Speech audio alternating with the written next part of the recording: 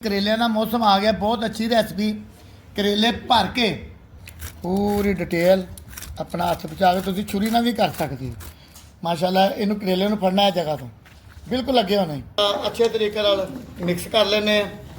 माशाल्लाह अच्छा हानियाँ करेले चेक करने की खातर ना आ गई ने कि करेले भरन वाले पकान लगे हैं जी। ऐसे तरीके ना तुम बनाई जाने ने, भर के रखे जाने ने। यह सेंटर च पकड़ना है। अच्छे ये माशाल्लाह देखें आज थले लाओ।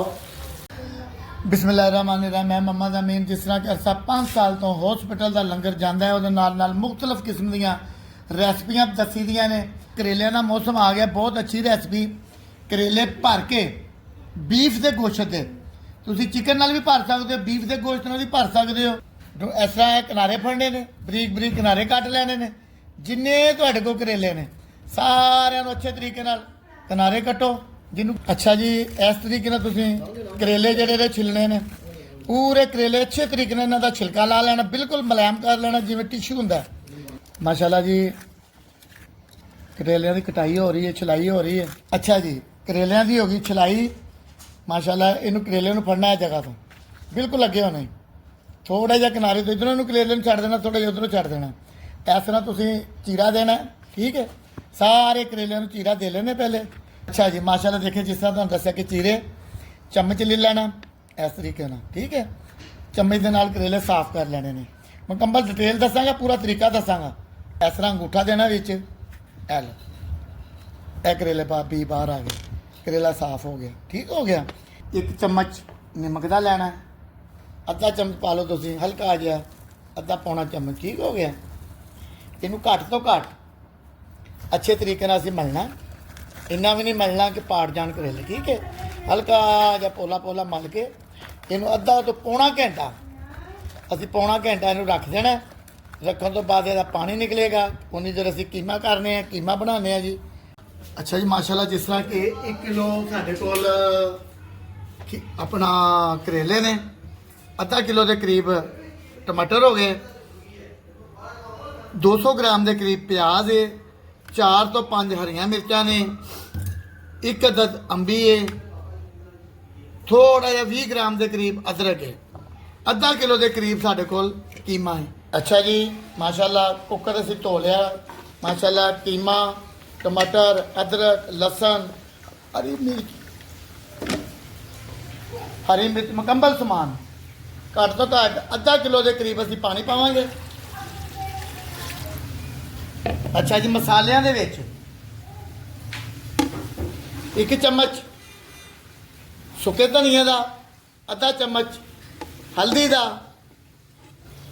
1 चम्मच लाल मिर्च का, 1 चम्मच नमक का,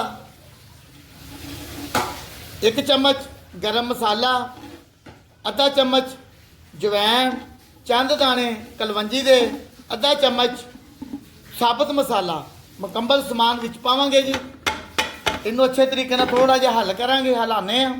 अच्छा जी इनू जरा अच्छे तरीके नाल मिक्स कर लेने। 10 मिनट फिर कुकर लगेगा जी।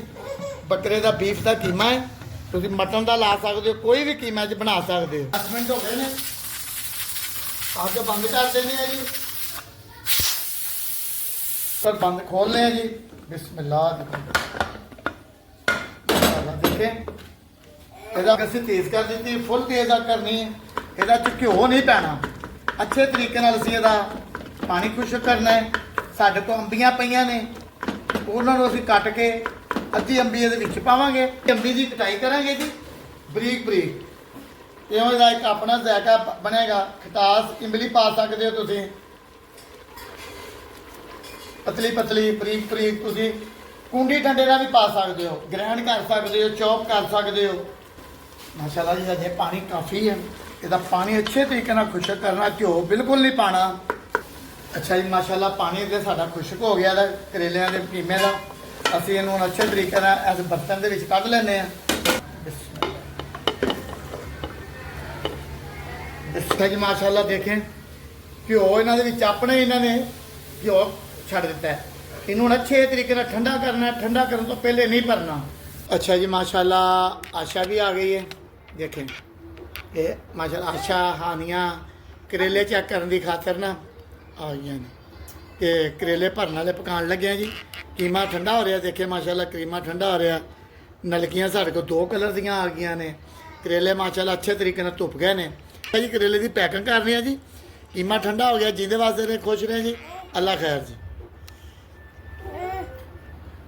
अच्छा जी, इस तरह करेला पकड़ना है, ये अच्छे तरीके नाल साफ कर लिया, धो लिया, अच्छे तरीके नाल खल्ली साफ की, निमक ला के निमक वाला पानी। अगों तुहाडी हुण अपनी मर्जी है, तुसीं इहदी भराई किस तरह करनी, किन्नी करनी है, भर के करनी है जां थोड़ी करनी है, ये तुहानूं डिपेंड करदा तुहाडे ते। देखे माशाल्लाह इस तरह ना करेला फड़ लेना है।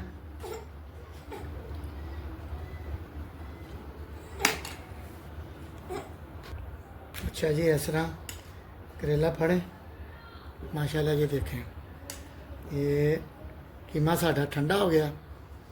कोशिश करें ज़्यादा भरे ना, क्यों जिन्ना लूज होएगा या थोड़ा जहा खाली होएगा ना तो उन्होंने दा पकवाई एक होर अच्छे तरीके ना हो जाएगी माशाल्लाह जी। देखें सारे करेले जिन्हें उन्होंने भराई कर दी मैं अच्छे तरीके ना। किस्म की तुसी नलकी लै सकते हो। नलकी नूं ए सेंटर च पकड़ना है अच्छे तरीके ना, अच्छे तरीके ना अच्छे तरीके ना डोरी जड़ी है धागा ला लो, नलकी ला लो कि करेला खुले ना माशाल्लाह जी। सारे धागा लपेटिया जा रहा। घ्यो बाहर रखने हैं, कढ़ाई रखने हैं, वो साडा जिहड़ा बचिया कीमा है सारा ही उन्होंने भी असी फ्राई करांगे। असी 1 पाइया के करीब ऑयल पावांगे। बिस्मिल्लाह।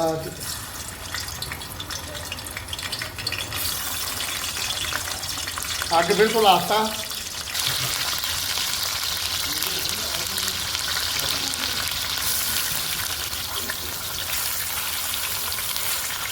बिल्कुल आस्ता अग ते जी उन्होंने फ्राई करना। बिल्कुल लाल नहीं करने, हल्के जे ब्राउन करने ने कि उन्होंने अजे दोबारा फिर भुजना है घ्यो के मसाले दे विच। अच्छा जी, हल्का जहा दम लाने हैं जी। अच्छा जी माशाल्लाह देखें हल्के हल्के फ्राई हो गए, ब्राउन हो गए ने, इन्होंने असीं हुण कढ़ लैना माशाल्लाह। घ्यो साडा काफ़ी पिया है, ये असीं हुण एक साइड से प्याज पाने करेले असीं कढ़ लांगे थोड़े जे ब्राउन हो जान, नाल ही इहनूं फ्राई करके प्याज ते नाल ही असीं कीमा पा देना।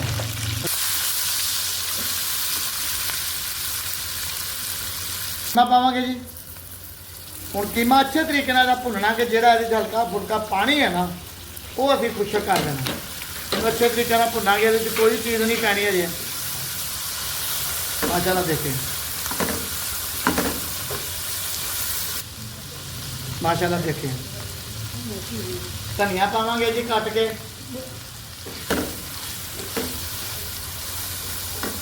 बिस्मिल्लाह। बरीक बरीक कट लो, मोटा मोटा कट लो, ये फ्राई भुज जाना, इन्हें बिल्कुल श्रिंग हो जाना। इन्हों लाना दम, हल्का जा छिटा पानी का ला दो, सिर्फ कतरा बस।